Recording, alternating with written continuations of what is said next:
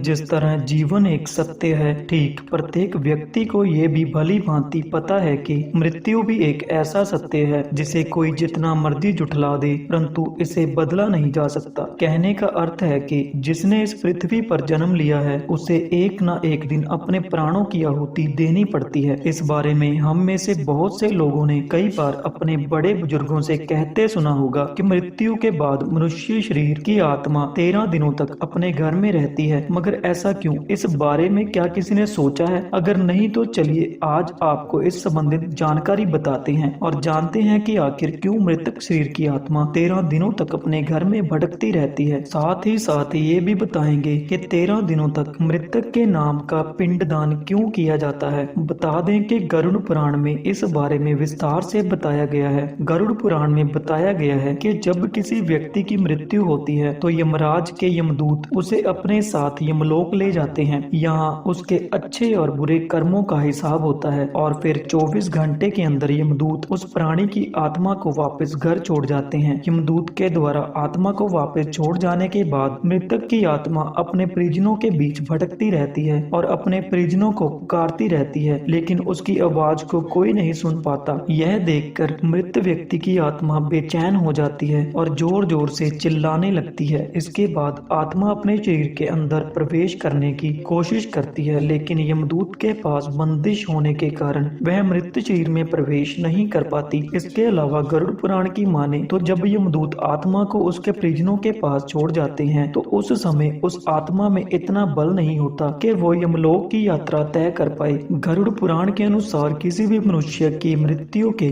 बाद जो 10 दिनों तक किया जाता है, उससे मृतक आत्मा के विभिन्न अंगों की रचना होती है और जो 11वें और 12वें दिन पिंडदान किया जाता है, उससे मृत आत्मा रूपी शरीर का मांस और त्वचा का निर्माण होता है। जब 13वें दिन तेरहवीं की जाती है तो उस दिन मृतक के नाम का पिंडदान किया जाता है। उसी से ही वो यमलोक तक की यात्रा तय करते हैं। अर्थात मृत्यु के बाद मृतक के नाम का जो पिंडदान किया जाता है, उसी से ही आत्मा को मृत लोक से यमलोक तक यात्रा करने का बल मिलता है। इसलिए ही गरुड़ पुराण में बताया गया है, जब किसी मनुष्य की मृत्यु हो जाती है तो उसकी आत्मा 13 दिनों तक अपने परिजनों के पास घर में भटकती रहती है और उसके बाद आत्मा मृत लोक से यमलोक की ओर निकल पड़ती है, जिसे पूरा करने के लिए उसे 12 महीने यानी कि 1 साल का वक्त लगता है। इतना ही नहीं, मान्यता के अनुसार 13 दिनों तक मृतक के नाम का किया गया पिंडदान उसके 1 वर्ष के भोजन के समान होता है। पिंडदान ना किया जाए तो क्या होगा? इसके अलावा बता दें, अक्सर लोगों के मन में ये सवाल भी जरूर आता है कि अगर किसी मृत व्यक्ति के नाम का पिंडदान नहीं किया गया तो क्या होता है। तो दोस्तों, आपको बता दें कि इसका भी वर्णन गरुड़ पुराण में किया गया है। जी हाँ, जिस मृतक व्यक्ति का पिंडदान नहीं किया जाता, यमदूत उसे 13वें दिन जबरदस्ती घसीटते हुए यमलोक की ओर ले जाते हैं और मृतक व्यक्ति की आत्मा को इस दौरान काफी कष्ट उठाना पड़ता है। इसलिए हिंदू धर्म में मनुष्य की मृत्यु के बाद 13 दिनों तक पिंडदान करना आवश्यक माना गया है। इसके अलावा आपको बता दें कि 13वें दिन परिजनों के द्वारा मृतक व्यक्ति के नाम का जो भोज करवाया जाता है, अगर वह कर्ज लेकर किया जाए तो मृत व्यक्ति की आत्मा को शांति नहीं मिलती। इतना ही नहीं, गरुड़ पुराण में यह भी बताया गया है कि जो व्यक्ति जीवित रहते हुए अच्छे कर्म करता है, मृत्यु के बाद उसकी आत्मा को यात्रा के दौरान यमदूत कोई कष्ट नहीं देते और जो व्यक्ति बुरे कर्म करते हैं, उसकी आत्मा को यमदूत यात्रा के दौरान कई यातनाएं देता है और आत्मा को कई कष्ट भोगने पड़ते हैं। तो दोस्तों, आज की वीडियो में इतना ही। जल्दी मिलेंगे किसी और वीडियो के साथ। अगर वीडियो अच्छी लगी तो चैनल को सब्सक्राइब कीजिएगा और वीडियो को लाइक शेयर करना मत भूलना। धन्यवाद।